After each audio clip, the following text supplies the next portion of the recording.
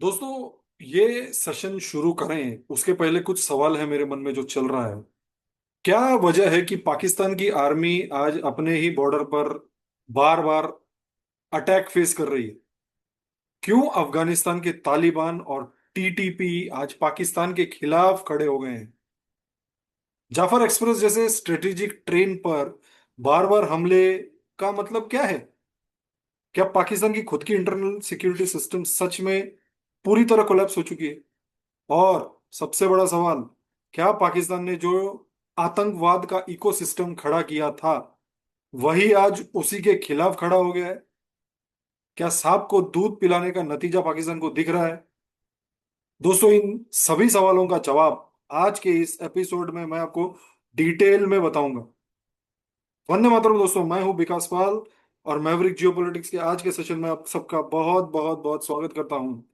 Channel को like share और subscribe जरूर कीजिए दोस्तों। और मैं उम्मीद करूंगा कि इन पांचों सवालों का जवाब आपको भी मिल जाए इस वीडियो के अंत तक। तो बने रहिए मेरे साथ। दोस्तों, सबसे पहले बात करते हैं पाकिस्तान और अफगानिस्तान के बीच की टेंशन की। हालांकि ईरान वाला फाइट चल रहा है और एक आध दो वीडियो में मैंने कवर किया है कि ईरान में अभी क्या चल रहा है, बट पाकिस्तान वाला मुद्दा बहुत ही ज्यादा इंपॉर्टेंट है। ईरान के साथ साथ पाकिस्तान और अफगानिस्तान के बीच जो बॉर्डर है उसे ड्यूरेंट लाइन कहा जाता है, ये सब आप जानते हैं। We all know this. ये लाइन 1893 में बनी थी, 1893 में, ब्रिटिश इंडिया और अफगानिस्तान के बीच में, क्योंकि तभी पाकिस्तान का तो जन्म हुआ नहीं था।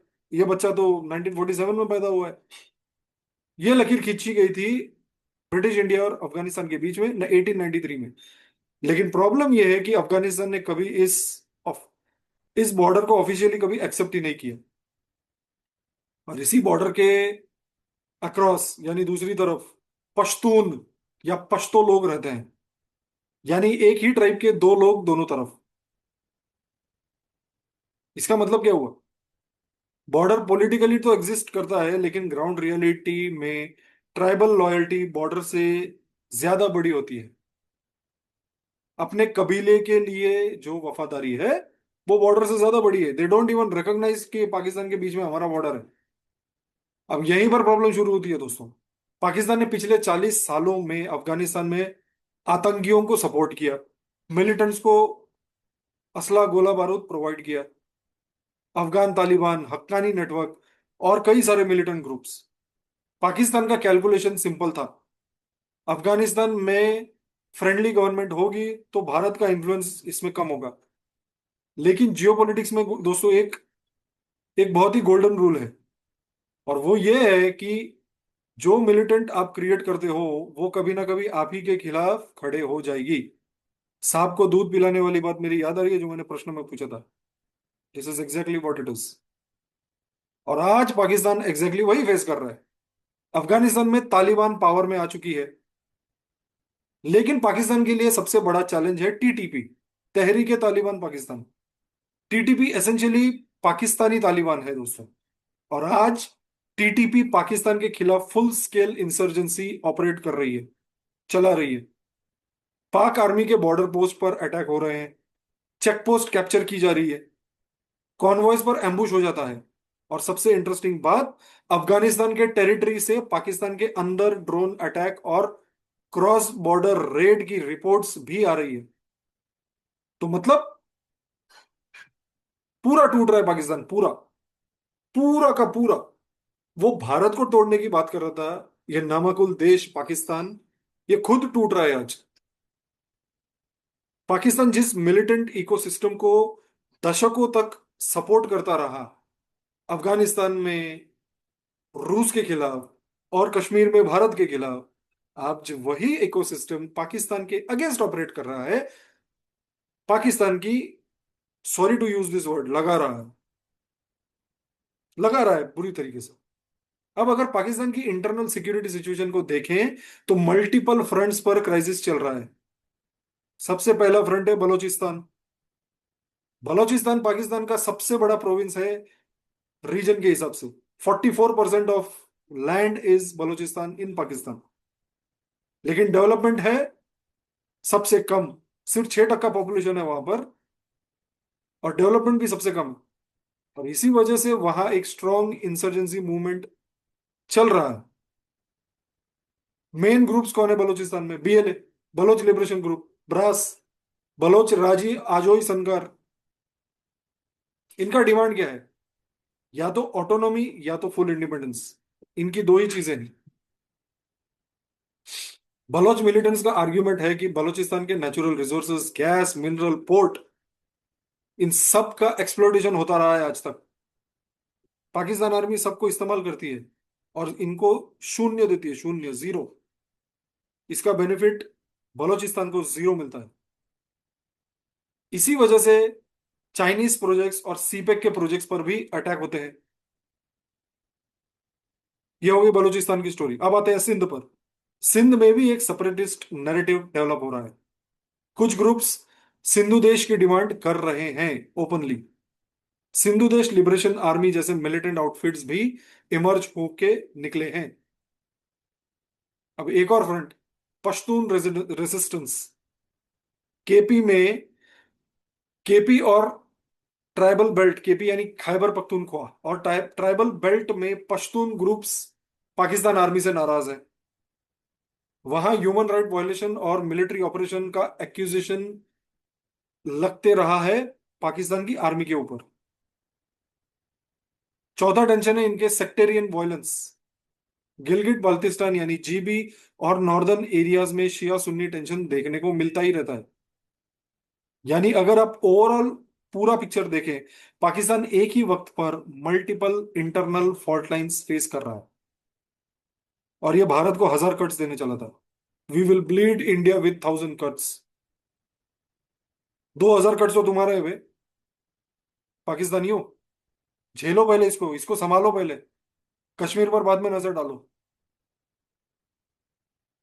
अब आते हैं एक स्पेसिफिक एग्जांपल पर, Jaffar express attack. Jaffar express Pakistan की एक इंपॉर्टेंट ट्रेन सर्विस है। ये रूट किसे कनेक्ट करता है? ये रूट कनेक्ट करता है क्वेटा, यानी बलूचिस्तान, जिसे केत्ता बोलते हैं ये लोग, इनके बलूचिस्तान में केत्ता। केत्ता से सिंध, से पंजाब और आगे पेशावर, यानी पूरा पाकिस्तान ये कवर करता है। ये एक ट्रेन, पैसेंजर ट्रेन नहीं है दोस्तों, ये एक स्ट्रेटेजिकली इंपॉर्टेंट एक लाइफ लाइन है पाकिस्तान की। बलूचिस्तान जैसा अनस्टेबल रीजन कनेक्ट करता है पाकिस्तान के कोर एरिया से। इसी वजह से मिलिटेंट्स के लिए ये ट्रेन एक सिंबॉलिक टारगेट बन गई है। इस ट्रेन पर कई बार अटैक्स हो चुके हैं। रेल ट्रैक्स में ब्लास्ट किए गए हैं, ट्रेन पर फायरिंग हुई है, सिक्योरिटी फोर्सेस को टारगेट किया गया है यहां पर, इस ट्रेन में। पाक आर्मी को ट्रेन के साथ हैवी सिक्योरिटी डिप्लॉय करनी पड़ती है। कभी कभी तो आर्म्ड सोल्जर्स भी ट्रेन एक्सकॉर्ट करते दिखते हैं, लेकिन फिर भी अटैक हो जाते हैं। इसका जियोपॉलिटिकल मैसेज क्या है दोस्तों? मिलिटेंट्स ये सिग्नल दे रहे हैं, पाकिस्तान स्टेट बलूचिस्तान में पूरा कंट्रोल अपना खो चुका है। और अगर स्ट्रेटेजिक इंफ्रास्ट्रक्चर भी सिक्योर नहीं कर पाए पाकिस्तान, तो internal security challenge is extremely extremely serious. पाक आर्मी की अगर आप देखें, पाक आर्मी हिस्टोरिकली सबसे पावरफुल इंस्टीट्यूशन रही है। उसका पॉलिटिकल इन्फ्लुएंस है, इकोनॉमिक इन्फ्लुएंस है, स्ट्रेटेजिक इन्फ्लुएंस है। लेकिन पिछले कुछ सालों में पाक आर्मी की इमेज पर सीरियस क्वेश्चन मार्क्स उठे हैं। सबसे बड़ा इल्जाम उन पर लगा है स्टेट स्पॉन्सर्ड मिलिटेंसी का। आतंकियों के साथ इनके इनका रोज का उठना बैठना है, रोज का उठना बैठना। दोस्तों, दशकों तक पाकिस्तान पर यह एलिगेशन लगता रहा है कि स्टेट ने मिलिटेंट ग्रुप्स को स्ट्रेटेजिक टूल्स के रूप में यूज किया है। कश्मीर पॉलिसी बोलिए, अफगानिस्तान पॉलिसी बोलिए, रीजनल इन्फ्लुएंस बोलिए, जो बोलना चाहते हैं आप बोल सकते हैं। इन सब के लिए मिलिटेंट नेटवर्क को एक्टिवेट किया गया, उसे यूज किया गया, उसे ट्रेन किया गया, उसे पाला गया, पोसा गया, उस सांप को दूध पिलाया गया। और जब ये नेटवर्क या आतंकी अनकंट्रोलेबल हो गए हैं, तो आज पाकिस्तान को एग्जैक्टली वही सिचुएशन फेस करना पड़ रहा है। दूसरा क्रिटिसिज्म है मिलिट्री इफेक्टिवनेस को लेकर। अफगानिस्तान वॉर के बाद तालिबान पावर में आई, पाकिस्तान सोच रहा था कि तालिबान उनके स्ट्रेटेजिक एलाय होंगे। आपको याद होगा DGISI फैज हमीद 2021 में वहां चाय पीने गए थे, वो कप लेके उनका एक फोटो भी आया था, बहुत वायरल हुआ था। लेकिन आज तालिबान ओपनली पाकिस्तान की डिमांड्स इग्नोर कर रहा है। TTP को कंट्रोल करने के इशू पर पाकिस्तान को कोऑपरेशन ही नहीं मिल रहा उससे। तीसरा इशू है इंटरनल डिससेटिस्फेक्शन इनका। क्लेम किया गया है कि आर्म्ड फोर्सेस के अंदर ही रिसेंटमेंट है, खासकर नॉन पंजाबी एथनिक ग्रुप्स में। Pakistani army traditionally Punjabi dominated institution रही है। इस वजह से एथनिक ग्रीवेंसेस बहुत ज्यादा है पाक आर्मी के अंदर। यानी एक तरफ एक्सटर्नल थ्रेट है, दूसरी तरफ इंटरनल प्रेशर, और तीसरी तरफ है पॉलिटिकल इंस्टेबिलिटी। तो दोस्तों, अगर हम पूरी पिक्चर को कंबाइन करें तो पाकिस्तान एक complex complex security challenge face कर रहा है। कॉन्ग्रेचुलेशन टू देम, बहुत बहुत मुबारक हो Pakistan. Afghanistan border tension, TTP की insurgency, Baloch insurgency, Sindh separatism, Shia Sunni लड़ाई, और सिक्योरिटी इंफ्रास्ट्रक्चर पर अटैक, और ये सब एक एक ही वक्त पर सब कुछ चल रहा है। और दोस्तों, जब एक कंट्री को मल्टीपल फ्रंट पर सिक्योरिटी चैलेंज फेस करना पड़ता है तो उसका इम्पैक्ट इकोनॉमी पर पड़ेगा और वो खड्डे में गिरेगा। पॉलिटिकल स्टेबिलिटी पर भी इसका इम्पैक्ट पड़ेगा और रीजनल जियोपॉलिटिक्स पर भी इसका इम्पैक्ट पड़ेगा। इसीलिए साउथ एशिया के सिक्योरिटी डायनामिक्स को समझने के लिए पाकिस्तान की इंटरनल सिचुएशन को समझना बहुत जरूरी है। तो चलिए दोस्तों, उम्मीद है मुझे कि मैंने आपको उन 5 सवालों के जवाब दिए हैं इस वीडियो के थ्रू जो मैंने इनिशियली पुटअप किए थे। यहीं पर आज इस सेशन का अंत करते हैं। चैनल को लाइक एंड सब्सक्राइब जरूर कीजिए दोस्तों। जय हिंद, भारत माता की जय।